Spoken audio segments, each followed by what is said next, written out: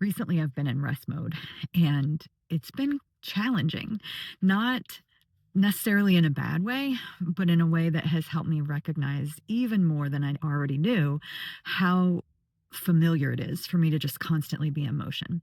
And, when I left my career in finance and accounting, I was very aware of the tendency that I had to just always be in motion. And I felt like I was on this like hamster wheel in life and I wasn't really engaged or present the way that I wanted to be with the people and the experiences that I was having. And I wanted to step out of that sort of rat race kind of mentality.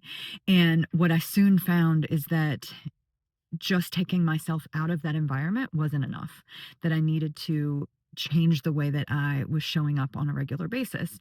And that's been an evolution. I don't pretend to have like the right answer or the perfect plan, but what I'm recognizing more and more is how there are elements of my life that have been very much based on this foundation of systems and routines and habits that I've built and developed throughout my life experience, and how those foundations are often what help me to step back and give myself a little bit more space and freedom to kind of just let what happens happen.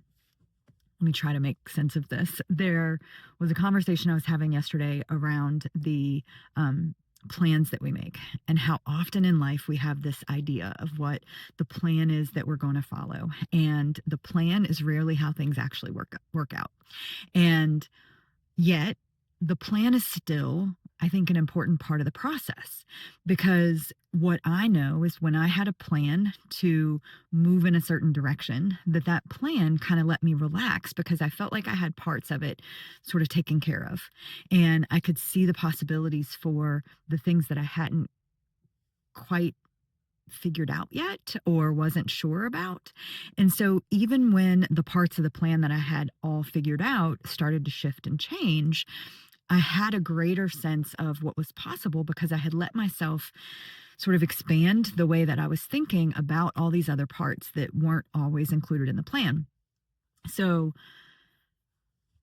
I realize I'm talking very theoretical. It's probably hard to follow. So I'm going to break it down and share, like, specifically, I was talking about moving and how there's been several times in my life when I had a very specific plan around what a move was going to look like and where I was going to go and what I was going to do and like what all of the details around that move would look like. And in literally every single case, the move and the plan associated with the move didn't end up the way that I thought it would. It had lots of holes. I remember I was looking for a house at one point and I had, this idea of where I wanted to live, what, neighborhood I wanted to be in and all the things. And I started looking at houses and looking at properties, and the prices weren't right. The properties weren't quite the right fit. There were just so many different roadblocks that continued to be more and more frustrating because I had like very specific criteria that I could afford and the things that I thought were important to me, that the spots that I really wanted just were out of my price range. And then I remember this one day, I went and looked at this one house, and the moment that I opened the door, everything in the house felt like it fit. It was just like all the green flags just continued as I walked through every room and I opened every door, every closet door, every cabinet. Like it just all fell together. And there were lots of things about that house that were not perfect, but there were so many things that just felt right that I knew it was the next best step.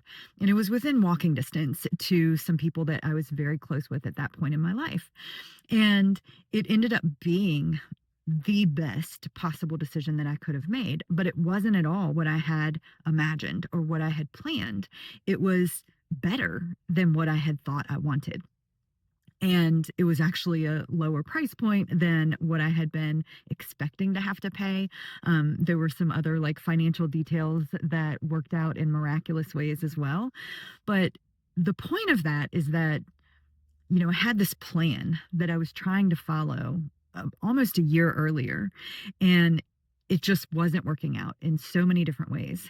And because it wasn't working out, because all of the details weren't falling into place, it helped me clarify what was important and what wasn't. And I think that is the value of a plan, is that we create a plan and we think this is how it's going to work out, or this is the path that we need to follow. But until you take the first step that you see from wherever you're standing right now, it's really impossible to fully understand or appreciate the next step from there. So, being in this space of rest, which is, I think, how I started this conversation, I've become more and more clear around how much my body is just used to being in this constant state of motion, and that the balance between being and doing really lives in this in between space where I have a plan. I know the general direction and the path that I want to follow. I know what my values are at this point in my life. I'm clear about what's important to me and what I don't care as much about. And I know what I'm willing to invest my time and energy in. And having that like foundation and that system in place, that sort of decision criteria in my life helps tremendously when it comes to what am I going to actually invest my time doing, and how can I relax so that I let myself spend more time being. Yeah, I think that's it for today.